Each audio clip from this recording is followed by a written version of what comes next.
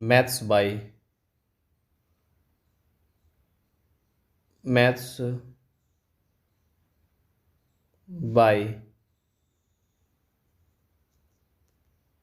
मोहित कुमार ने। तो जैसे कि पता है कि हम यहाँ पर क्या है बच्चे, एक नई स्लाइड ले लेते हैं। हम यहाँ पर हम क्या करा रहे हैं आपको, यहाँ पर क्या है, हम all India mock test, all India mock test, mock test आपको सॉल्व आउट करा रहे हैं। All India mock test solve out करा रहे हैं। यहाँ पर आपको बेस्ट 25 क्वेश्चन आपको रीजनिंग के कराए जा रहे हैं, जो किसी ना किसी एग्जाम में आए हुए हैं। हमारे साथ जुड़िए, अपने प्रिपरेशन चार चांद लगाइए। आइए चलते हैं हम पहले क्वेश्चन की तरफ। पहला क्वेश्चन आपका है क्या, पहला क्वेश्चन है क्या आपका, इसमें देखो मैं थोड़ा सा जूम कर लेता हूं इसको और फिर मैं आपको समझाने की कोशिश करता हूं। आइए, आप में इसमें एक वर्ड दिख रहा है कि क्या, क्वालिफिकेशन। क्वालिफिकेशन तो नीचे दिए लायर फ्लैट लोएन, लायर फ्लैट लोएन फंक्शन। तो आपको बताना है कि क्वालिफिकेशन के वर्डों से मिलाकर कौन सा वर्ड इसमें नहीं बन सकता। मिस थोड़ा सा क्वेश्चन इसमें नहीं लिखा गया है। इसमें क्या है, इसमें ये क्वेश्चन आता है रीजनिंग के अंदर कि क्वालिफिकेशन से कौन सा शब्द, मेरे बात को समझे, कौन सा शब्द नहीं बनाया जा सकता। देखो पहले ही ऑप्शन उठाता हूं मैं, वन, लायर। इसमें देखो एल ये दिखाई दे रहा है आपको, आई भी इसके बगल में दिखाई दे रहा है, ए ये रहा, लेकिन इस पूरी इक्वेशन के अंदर मुझे आर नहीं दिखाया। डज नॉट एक्सिड यानी ये मिला नहीं बनाया जा सकता। कलर चेंज करते हैं बिल्कुल आपको कि इसमें क्या बचे, लायर नहीं बनाया जा सकता। बाकी इसमें फ्लैट फंक्शन लॉयन सभी बनाए जा सकते हैं। बात क्लियर समझ में आ गई। क्वेश्चन था कि क्वालिफिकेशन के शब्दों को मिलाकर कौन सा वर्ड यहाँ पर नहीं बनाया जा सकता है। ये क्वेश्चन आपको समझ में आ गया होगा। आइए चलते हैं अपने नेक्स्ट क्वेश्चन की तरफ। क्वेश्चन को मैं थोड़ा जूम कर लेता हूँ, अच्छा क्वेश्चन है, डायरेक्शन से लिया गया है। आइए थोड़ा मार्कर चेंज करते हैं और फिर चलते हैं अपनी क्लास की तरफ। बच्चे देखो क्या है, इसमें दीपा है, एक उत्तर दिशा में चलता है, फिर वो अपने बाएं मुड़कर चलता है, फिर अपने बाएं मुड़ता है और 20 मीटर चलता है। इसके बाद दाहिने और मुड़कर वो 20 मीटर चलता और अपने प्रारंभिक स्थल से बच्चे वो कितनी दूरी पर है। कितनी दूरी पे, क्वेश्चन आपने पढ़ लिया होगा। एक दीपक साहब हैं जो उत्तर दिशा में चल रहे हैं, फिर वो अपने बायां मुड़ते हैं, 40 मीटर चलते हैं, फिर क्या वो अपने फिर बायां मुड़ रहे हैं, फिर 20 मीटर चलते हैं। तो क्वेश्चन को थोड़ा हम जूम करते हैं और फिर अपना सोल्यूशन निकालने की कोशिश करते हैं। आइए बच्चे चलते हैं। अब मैंने आपको बताया था कि हमारी चार डायरेक्शन होती हैं। ये अब हमारा इधर पूर्व होता है, इधर हमारा पश्चिम होता है, और इधर हमारा उत्तर होता है, और इधर हमारा दक्षिण होता है। ठीक है, इधर हमारा दक्षिण होता है। अब ये कह रहा है कि ये आपको इतने बेसिक अंडरस्टैंडिंग होनी चाहिए। ठीक है जी। अब क्या कह रहा है, आइए थोड़ा आ गया ये। अब ये कह रहा है कि एक कैंडिडेट है जो उत्तर की तरफ जाता, चलो वो उत्तर की तरफ गया, उत्तर की तरफ गया, चलो 20 मीटर गया वो। ठीक है, 20 मीटर गया, फिर वो क्या कह रहा क्वेश्चन के अंदर, 20 मीटर जाता है, फिर वो अपने मुड़कर 40 मीटर चलता है, फिर वो अपना बायां मुड़ता। तो भैया बाएं मुड़ेगा, तो बाएं कैसे मुड़ेगा, घड़ी की दिशा में, तो बाएं ऐसे मुड़ेगा ऐसे करके। तो वो चला इसमें 40 मीटर। ठीक है, 40 मीटर चला, फिर देखते हैं फिर क्या हुआ। जब वो 40 मीटर चलता फिर अपने बायां मुड़ता है और फिर 20 मीटर चलता, वो दोबारा फिर से क्या मुड़ा बच्चे, वो बायां मुड़ा, कलर चेंज कर, फिर से वो बायां मुड़ा और कहाँ चलता, वो 20 मीटर चलता। ठीक है जी।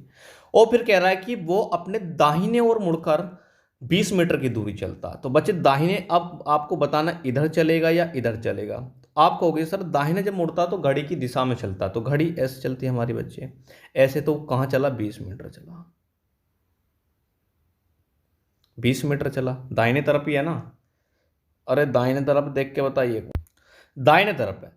अब ये कह रहा है कि अपने प्रारंभिक स्थिति से अंतिम स्थिति तक कितनी दूरी है। तो बच्चे ये जो डिस्टेंस है, मैं पीला कर लेता हूँ, ये जो बच्चे डिस्टेंस है ये वाली, तो ये तो बच्चे 46 है और ये हमारी 20 है। तो टोटल कितनी होगी बच्चे, 60 मीटर की दूरी चला वो। कितनी दूरी चला बच्चे, वो 60 मीटर की दूरी चला। ये क्वेश्चन आपको समझ में आ गया या नहीं आया, एक बार कमेंट कर दें स्पीड के साथ कि सवाल आपको समझ में आया या नहीं। चलिए एक बार मैं और समझाने की कोशिश करता हूँ इस सवाल को। क्या है, दीपक था 20 मीटर उत्तर दिशा में गया, तो बच्चे देखो 20 मीटर ये उत्तर दिशा में गया, ये रहा गया जी। फिर 40 मीटर क्या है, 20 मीटर गया, फिर 40 मीटर गया, फिर 20, फिर 40। तो इसमें क्या टोटल 60 मीटर होगा, तो इसका आंसर है क्या बच्चे, वो 60 मीटर होगा। ये सवाल आपको समझ में आ गया, ये इंपॉर्टेंट क्वेश्चन था, सेगमेंट था, डायरेक्शन से आपका क्वेश्चन हमेशा पूछा ही जाता है। आइए चलते हैं अपने नेक्स्ट क्वेश्चन की तरफ।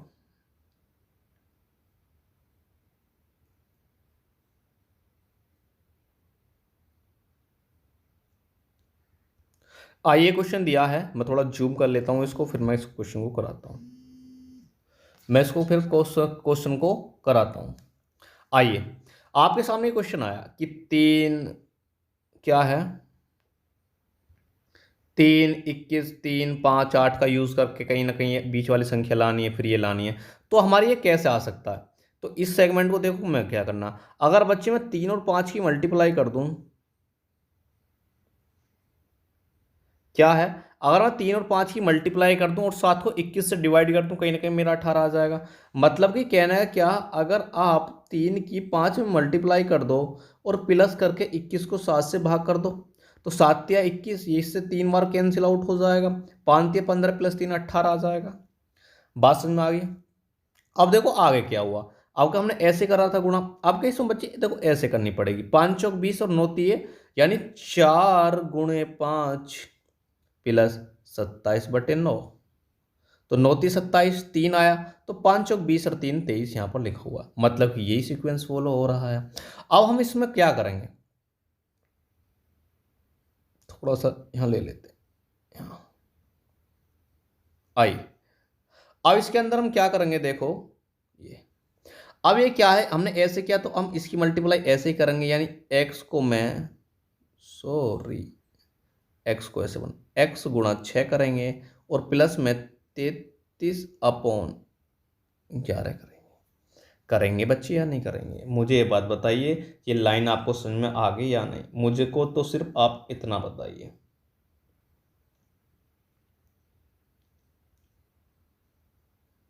आ गई। और जो हमें क्या, इसको सोल्व करने के बाद हमारे पास 27 आ रहा था, तो यानी इसको सोल्व करने के बाद तो 27 आ रहा था मेरा, वेरी गुड। तो यहाँ से बच्चे 3 आया, देखो 11 की 33, यहाँ से 3 बना, उधर जाएगा 24 बचेगा, 24 27 3 गए बच्चे 24 होगा, मैं इसको ऑल लाता हूँ। यहाँ देखो सोल्व करेंगे 24 आएगा, तो देखो यहाँ से कितना आएगा, यहाँ से आएगा x गुणे 6 बराबर 24, और 6 ही चौक कितने होते हैं बच्चे, वो 24 होते हैं, तो यहाँ से क्या है, हमारी x की जो वैल्यू है वो 4 आ जाएगी।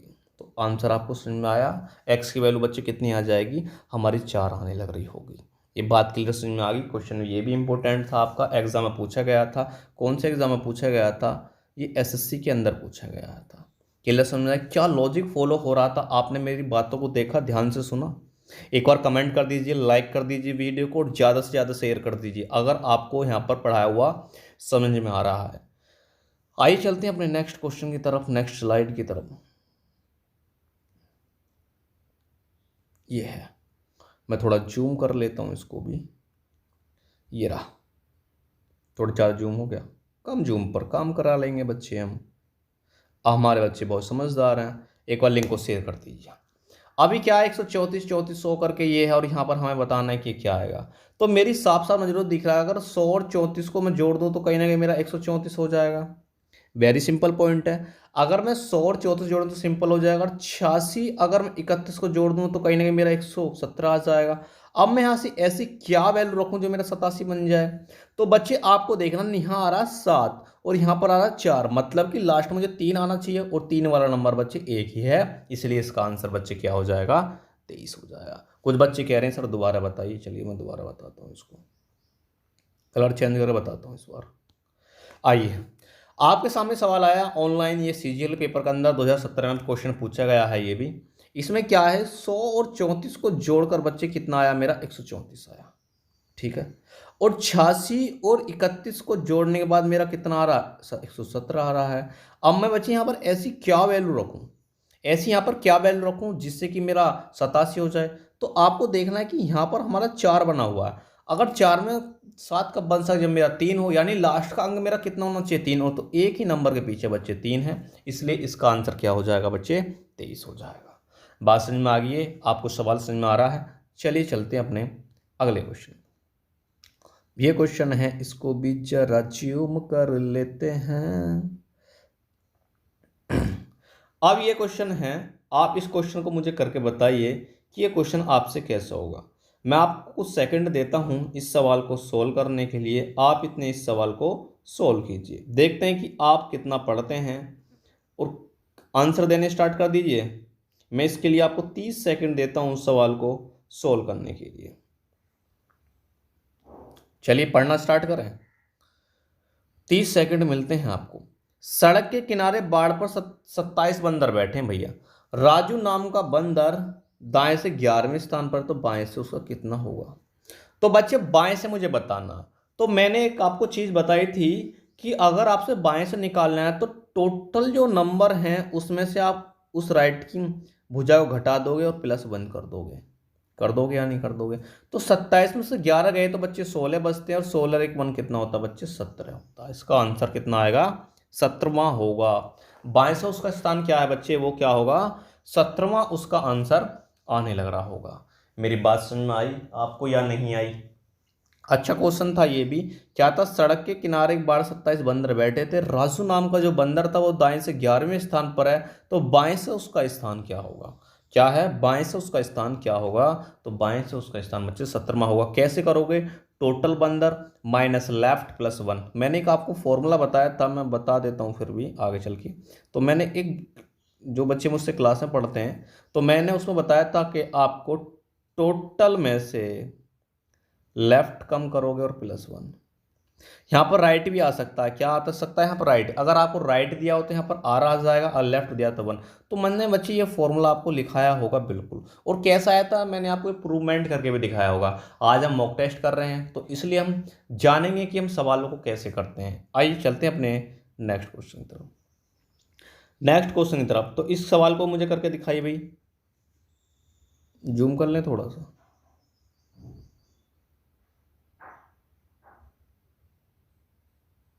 चलिए आइए चलते हैं अपने नेक्स्ट क्वेश्चन की तरफ।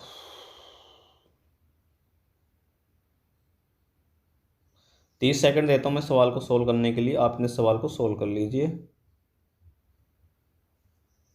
आइए, अब क्या, रमन का जो स्थान है ऊपर से 19वां है तथा नीचे से 25वां, तो पंक्ति में कुल टोटल नंबर कितने होंगे, पंक्ति में कुल टोटल नंबर कितने होंगे। इसको थोड़ा ऊपर कर दीजिए। आइए, तो आपको मैंने बताया था क्या, टोटल व्यक्ति निकालने लेफ्ट प्लस राइट, और उसमें से आप एक घटा दोगे। क्या है, उसमें से आप क्या कर दोगे, एक घटा दोगे। लेफ्ट प्लस राइट -1 आप उसमें कर दोगे तो आपकी टोटल संख्या आ जाएगी। चलिए हम निकालते हैं। तो इसमें एक नंबर है आपका क्या, एक तो 19 है, 19 + 25 -1 होगा। और जो 19 और +25 होते हैं वो 44 होते हैं ये, और 44 में से एक गया बच्चे 43, इसका आंसर होगा। देखना ऑप्शन में है कितना आंसर होगा बच्चे, 43। और 43 आपको यहाँ पर दिया हुआ भी है। 43 का आंसर क्या आने लग रहा होगा। तो फॉर्मूला क्या होता है, लेफ्ट प्लस राइट -1। क्या, लेफ्ट प्लस राइट -1 इसका क्या होगा, फॉर्मूला होगा। आप साथ के साथ लिखते रहें जिससे कि आपको समझ में आता है। हाँ जी, बहुत से बच्चों को 43 आंसर आ रहा है, वेरी गुड। एक बार लाइक कर दें और वीडियो को लिंक शेयर करें दबा करके, जिससे ज़्यादा से ज़्यादा बच्चे इस क्लास का फ़ायदा उठा पाएँ। आइए चलते हैं अपने नेक्स्ट क्वेश्चन की तरफ। ये क्वेश्चन वेरी इंपॉर्टेंट है, मैं पहले इसको जूम करके आपको पढ़ाता हूँ। आइए फिर इसको सवाल सोल्व करेंगे। इसमें क्या है, ABCDE केंद्र की ओर मुंह करके एक वृत्त में बैठे भैया। जो डी भाई साहब है वो F और B के बीच में है, और जो A है वो D के बाएं दूसरा है, और E के दाएं और दूसरा। कौन, A के बाएं तो D है, लेकिन A के दाएं कौन है, E। कैसे पता लगा बच्चे, और मैंने तथा का कंसेप्ट आपको बताया था। तो D का मुख किस ओर होगा बच्चे, यानी D का जो मुंह है वो किस दिशा में होगा। आइए चलते हैं इस क्वेश्चन को सोल्व करने की कोशिश करते हैं। क्वेश्चन को यहाँ लगा देते हैं, चलो छोटा कर लेते हैं, ये रहा, छोटा कर लिया। अब मैं आपसे क्या है, एक सर्किल ले लेते हैं,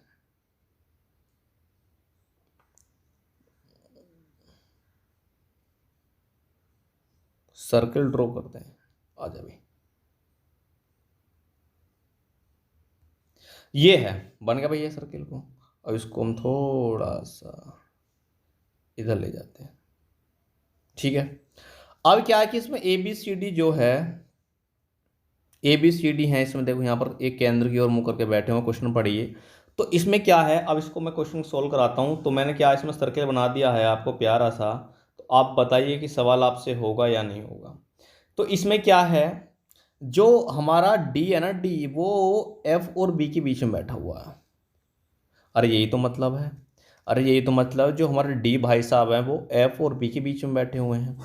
और जो ए है ना, ए देखो यहाँ पर देखो, ए जो डी के बाएं और दूसरा है और ई के दाएं और दूसरा।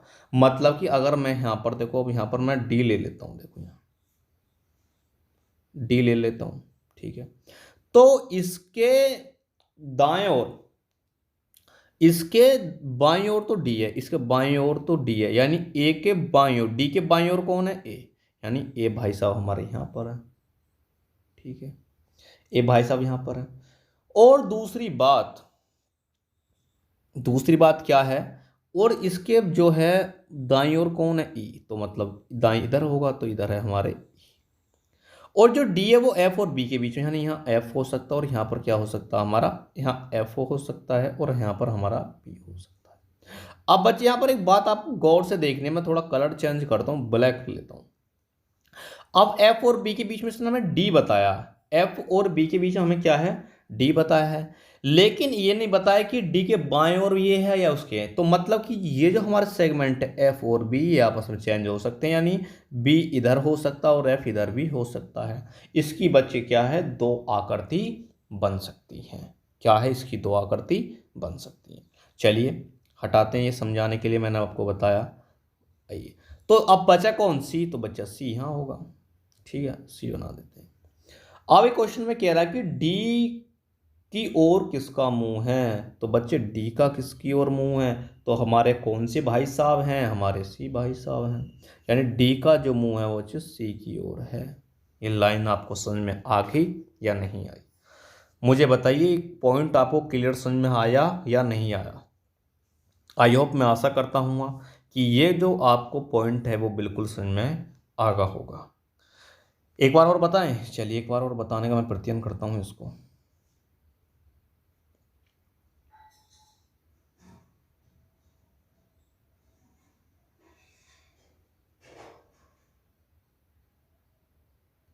आइए, क्वेश्चन आपने पढ़ लिया कि ए बी सी डी है, इसमें एक केंद्र की ओर है और ये डी एफ ई, इसके लिए आपने पढ़ लिया होगा।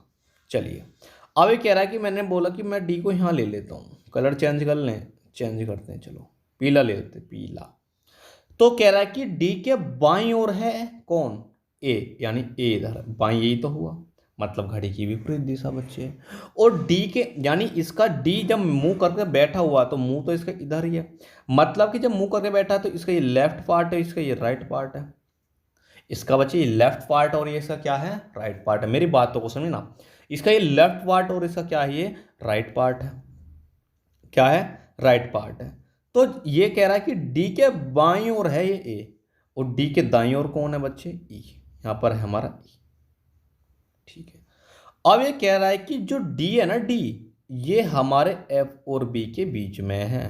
मतलब कि कलर चेंज करके मैं बताता हूं कि मतलब यहां पर हमारा एफ और यहां पर हमारा बी है, तो मैं यहां लिख देता हूं, यहां पर हमारा एफ है और यहां पर हमारा बी है, ठीक है। लेकिन इसने डी के अपक्ष एफ और बी की हमें स्थिति नहीं बताई, मतलब कि बी इधर भी हो जा सकता है और एफ कहाँ जा सकता है, इधर भी जा सकता है। मतलब कि आपके दो डायग्राम बन सकते हैं इस क्वेश्चन के अंदर। चलिए, तो ये बात तो मुझे बताने की थी। क्या आएगा हमारा, एफ आएगा और यहाँ हमारा बी। तो बच्चा कौन भाई, सी भाई साहब। ये कह रहे हैं कि डी का मुंह किसकी ओर है बच्चे, सी की ओर है, तो इसका आंसर सी हो जाएगा। क्वेश्चन समझ में आ गया। वेरी इंटरेस्टिंग क्वेश्चन था ये भी। आइए चलते हैं अपने नेक्स्ट क्वेश्चन पर।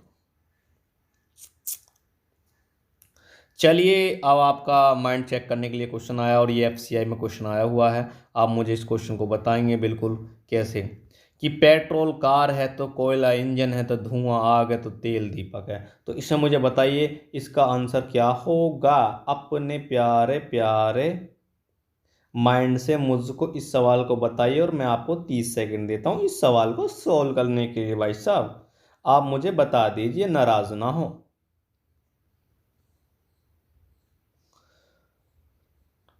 टाइमर नहीं लगा हुआ है, चलो कल से टाइमर भी लगा करेगा आपके क्वेश्चन की ओर।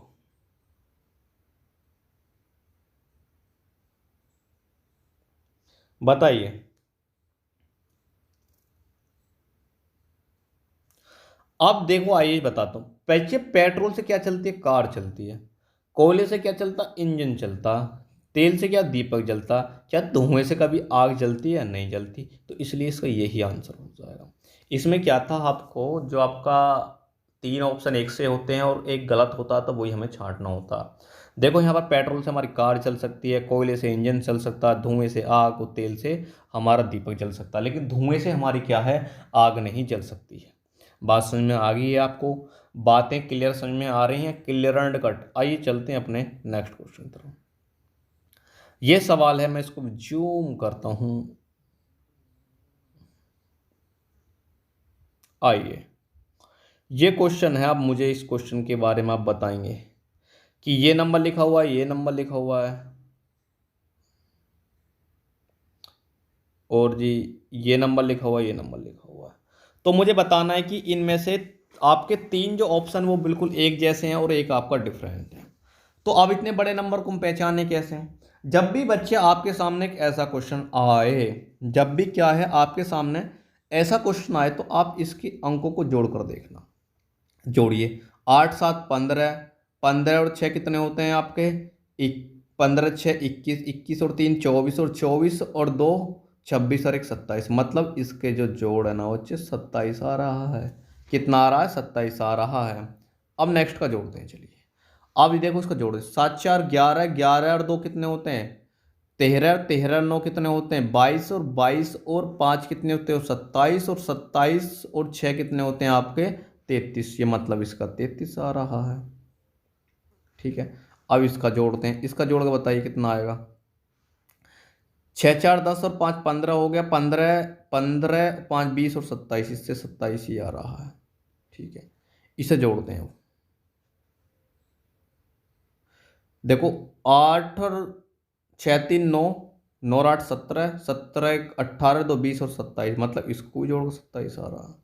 तो देखा आपने, इसका भी 27 है, इसका भी 27 है, इसका भी 27 है। इन भाई साहब 27 नहीं है, इसलिए इसका आंसर यही हो जाएगा। क्या हो जाएगा, इसका यही आंसर होगा। बात समझ में आ गया आपको यहाँ तक।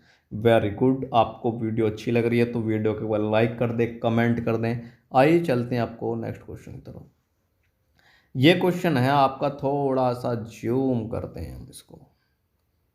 क्या करते हैं, जूम आउट करते हैं। चलिए,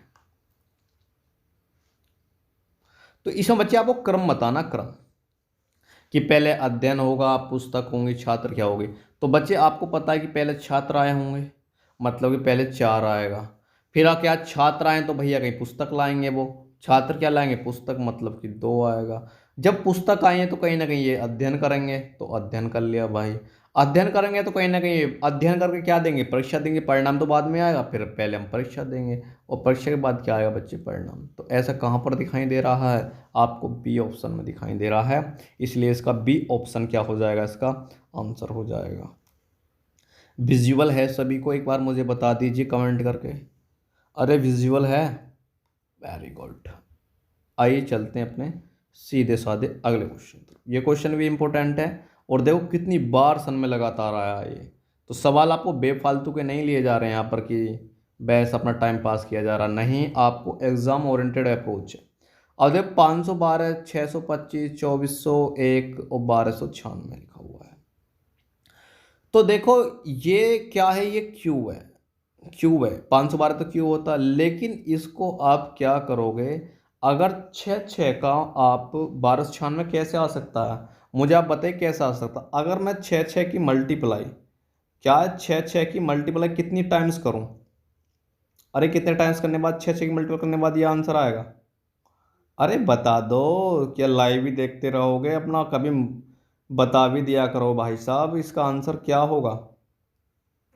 आइए, तो 1296 क्या है? अगर मैं छः छः की 4 बार मल्टीप्लाई करूं, 4 बार मल्टीप्लाई करूं, तो मेरा 1296 आता। उसी पार 625 जो है, इसकी अगर मैं 4 बार मल्टीप्लाई 625 आता। और 2404 जो है, अगर मैं इसकी 7 बार मल्टीप्लाई करूं, तो मेरा 2401 आया। लेकिन 512 8 की 3 क्यूब करने के बाद आ रहा। तो इसलिए बच्चे यहाँ पर क्या, हमारी एक पावर कम है, इसलिए यही एक आंसर हो जाएगा। 512 क्या होगा इसका आंसर होगा। बात समझ में आ गई आपको या नहीं आई? अरे बात क्लियर समझ में आ गई? चलिए आ गई तो वेरी गुड, अच्छी बात है आपको। चलिए, तो 512 इसका क्या होगा आंसर होगा। आइए नेक्स्ट क्वेश्चन चलते हैं। अब ये दिखा हुआ है, इसको भी जूम कर लीजिए। देखो इसमें क्या है, इसमें बताना वही है आपको, 3 ऑप्शन हमारे बिल्कुल एक से हैं और एक चौथा अलग बताना। देखो 725, 840, 575 आपने देख के बता दी सर ये 5 से विजिबल है। लेकिन ये वाला ऑप्शन हमारा 5 से विजिबल नहीं है, इसलिए इसका आंसर क्या हो जाएगा, 632 हो जाएगा। बाकी जो हमारे 3 ऑप्शन हैं ये हमारे कहीं ना कहीं 5 से कट रहे हैं, तो इसलिए इसका आंसर क्या हो जाएगा, सी आंसर हो जाएगा।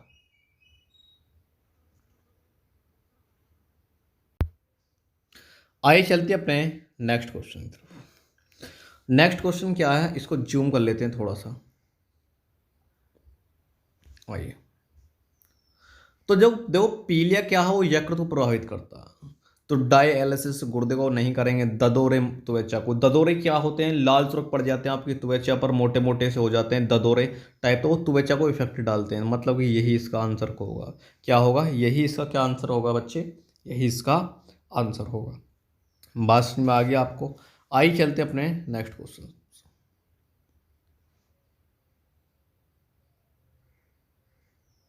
आइए, देखो क्या है, सज्जन महिला तो कुत्ता का किस्सा होगा। सज्जन बच्चे कौन होता, पुरुष ही होता, और महिला क्या है, स्त्रीलिंग है। उस वह कुत्ता क्या पुरुष है, तो इसका स्त्रीलिंग क्या होगा बच्चे, कुतिया होगा। क्या होगा इसका आंसर बच्चे, कुतिया आने लग रहा होगा। क्या है, कुतिया आने लग रहा होगा। ये बात आपको समझ में आ गई मेरी, वेरी गुड। आइए चलते हैं अपने नेक्स्ट क्वेश्चन की तरफ। आपके सामने लिखा है ACYACBDF। मैं थोड़ा इसको नीचे लाता हूँ स्क्रॉल करके, ये रहा। देखो ए और वाई में क्या कनेक्ट है, ये -2 पीछे लिखा हुआ है। अगर मैं ए से कहाँ जाऊंगा, जेड पर, जेड से कहाँ जाऊंगा, वाई पर। उसी प्रकार जो हमारा सी है, सी वो ए से -2 लिखा हुआ है, देखा ना। और जो हमारा क्या है, ABC, EF, और ये क्या है, इससे ई से एक कम लिखा हुआ है। तो आइए उसी प्रकार ढूंढते हैं। बी से 2 कम क्या होगा बच्चे, जेड होगा। तो जेड कहाँ है, ये रहा, एक में है। और डी से 2 कम क्या होगा, बी होगा, बी यहाँ पर लिखा हुआ है। और एफ से एक कम क्या होगा, डी होगा। तो मतलब कि इसका आंसर ZBD होगा। क्या होगा, ZBD इसका आंसर आने लग रहा होगा। ये बात क्लियर समझ में आ रही है आपको या नहीं आ रही? अरे बात क्लियर समझ में आ रही है, वेरी गुड। आइए चलते हैं अपने अब फिर से नेक्स्ट क्वेश्चन की तरफ। आइए,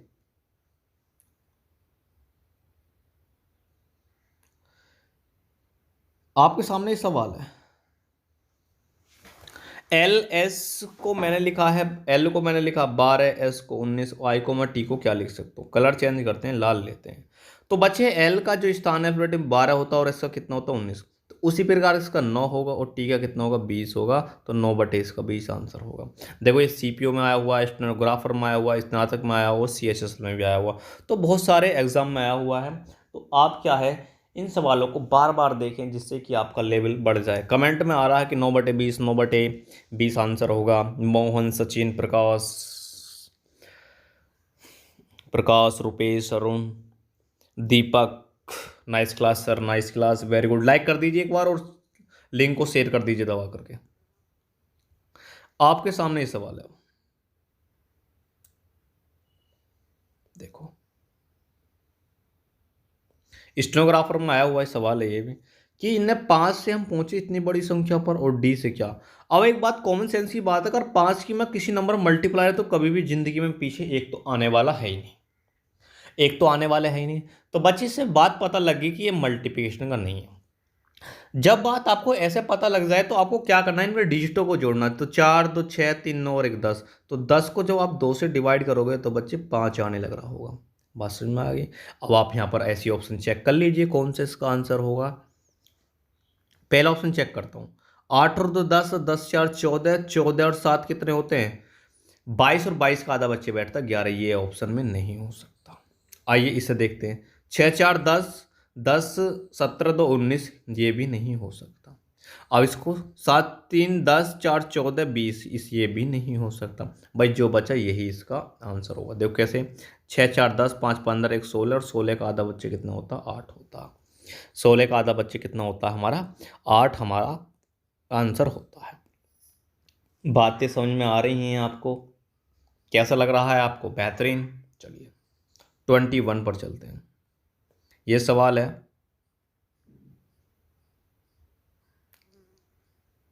इस सवाल को बताइए, मैं आपको 30 सेकंड का समय देता हूं कि इसका आंसर क्या आने लग रहा होगा। बताइए क्या आंसर होगा इसका।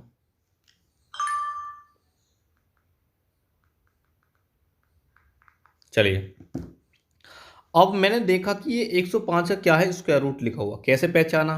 तो मैंने आपको स्क्वायर रूट निकालने बताए थे 100 प्लस के, एक बार रिपीट कर दें। चलिए रिपीट करते हैं। अगर बच्चे आपको 100 प्लस का स्क्वायर रूट निकालना है, जैसे आपको 105 का निकालना है, तो बच्चे 100 से कितना फालतू 505 इसमें आप जोड़ लीजिए, तो टोटल कितना होगा 110, और 5 का वर्ग कितना होता है 25, और 25 को आप एज इट लिख दीजिए, और ये आपका आंसर होगा। यह आपका आंसर होगा। देखो ऑप्शन में ये दिया हुआ भी है, देखो दिया हुआ। अब 109 को कैसे निकालते हैं हम इसी मेथड से निकालेंगे। अब 109 का, किसका 109 का। चलिए इधर हो जाए थोड़ा सा।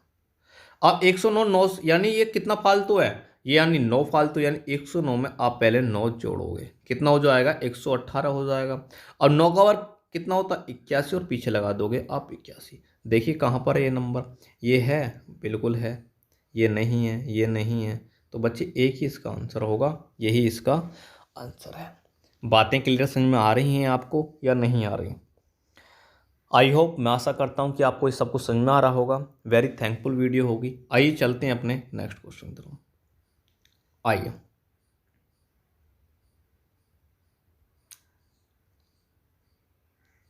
ये लखनऊ पटना भोपाल जयपुर, तो आगे क्या आएगा।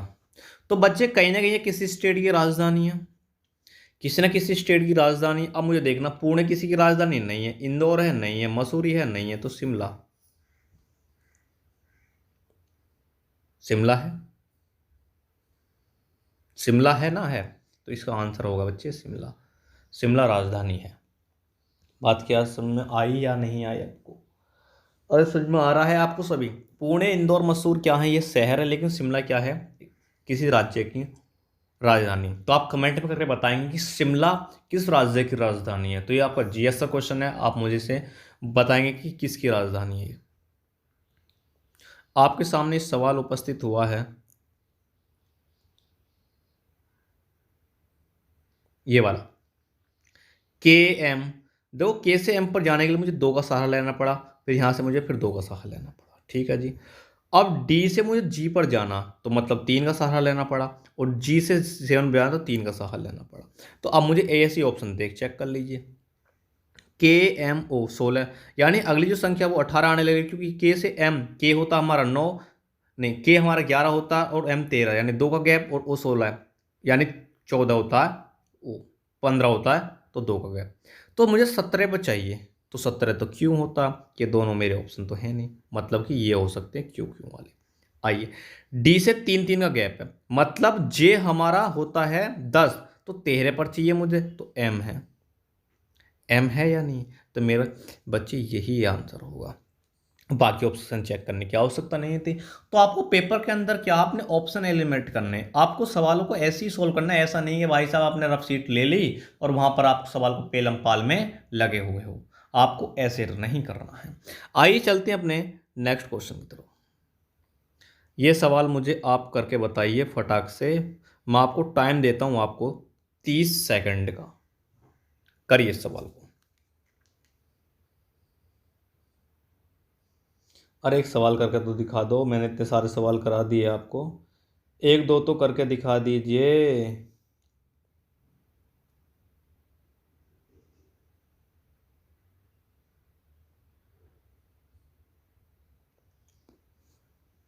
करिए, कराएं। चलिए 30 सेकंड हो चुके हैं। देखो एम से ओ पर जाने के लिए दो का सहारा, और यहाँ से फिर दो का सहारा, फिर यहाँ से दो का सहारा, पी से आर तक पहुँचने फिर दो का सहारा, आर से टी तक पहुँचे दो का सहारा, और टी से एस तक जाने पर दो का सहारा। क्योंकि पी 16 होता है, आर 18 होता है, टी 20 होता है, एस वी 22 होता है। ये आपको याद हो जाने चाहिए, याद हो जाने चाहिए। तो बच्चे देखो यहाँ पर एस 19 आया तो टी हमारा यू 21 आना चाहिए, तो यहाँ पर है, यहाँ पर है, और एक ही ऑप्शन है, बाकी बच्चे ऑप्शन में है ही नहीं, तो इसलिए इसका यही आंसर हो जाएगा।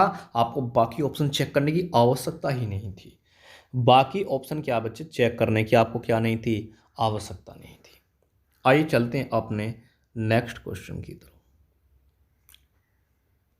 ये क्वेश्चन भी वेरी इंटरेस्टिंग क्वेश्चन है एक अपने आप में। पढ़िए, बहुत इतना तो जूम।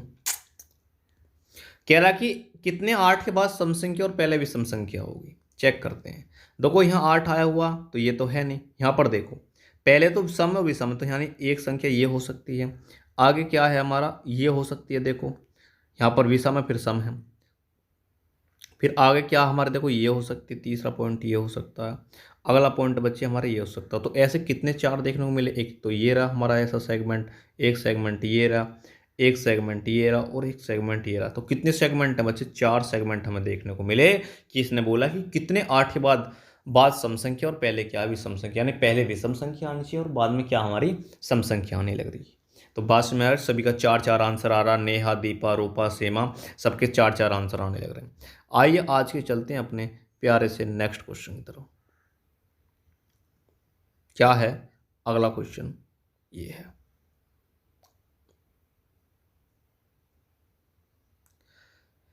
ये सवाल है आपका कि 1 से 2 पर और 5 से पर 4 पर। बच्चे जब 1 से मैं 2 पर जाता हूँ, 1 के वर्ग में मुझे 1 जोड़ना पड़ेगा कहीं ना कहीं, ठीक है। और 2 से 5 तक जाने के मतलब मुझे 2 के वर्ग में +1 जोड़ना पड़ेगा। तो 5 के वर्ग में जोड़ने क्या करना है, 5 के वर्ग में 5 स्क्वायर +1 करना पड़ेगा। उसी प्रकार मुझे अगली संख्या लाने के लिए 26 का वर्ग कितना करना पड़ेगा, 676, और 676 में आपको बच्चे 1 जोड़ना पड़ेगा, 677 इसका आंसर हो जाएगा बच्चे। क्या है इसका आंसर, 677 इसका क्या है आंसर आने लग रहा होगा। बातें क्लियर समझ में आ रही हैं आपको, वेरी गुड।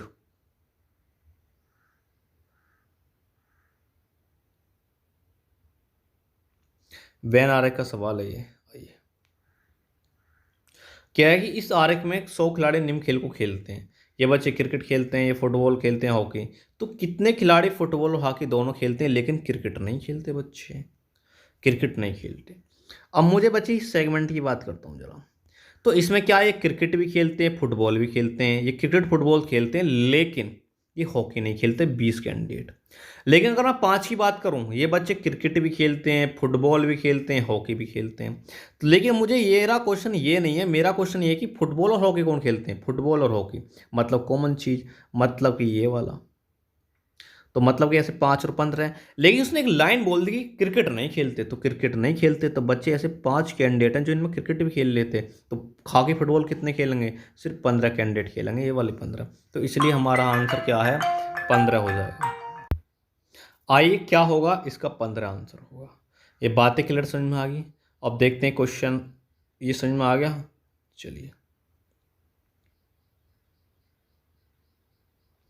तो चलिए आज के लिए इतना रखते हैं। Thank you watching this video, thank you, thank you watching this video. तो अपना बच्चे प्यार सपोर्ट ऐसे ही बना रखें, और जो बच्चे इस चैनल पहली बार चैनल कर ले subscribe and bell icon press कर ले, जिससे आने वाली लेटेस्ट वीडियो का नोटिफिकेशन आपको सबसे पहले आपके खूबसूरत से फ़ोन में मिल जाए। Thank you.